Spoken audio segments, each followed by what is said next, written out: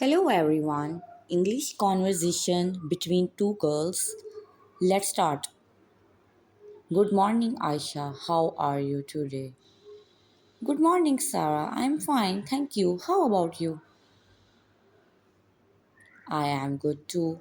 What time did you wake up today? I woke up at 7 o'clock. Then I brushed my teeth and prayed. What about you?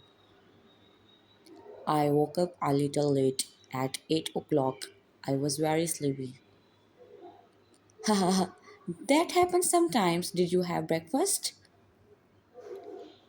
Yes, I had bread and tea. What did you eat? I had eggs and milk. It was very healthy.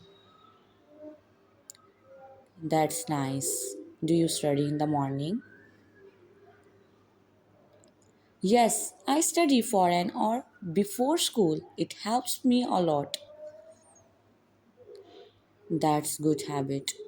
I should also try that.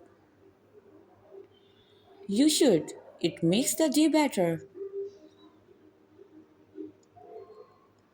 Okay, Aisha, I have to get ready now. See you at school. Okay, Sarah. See you. Have a nice day.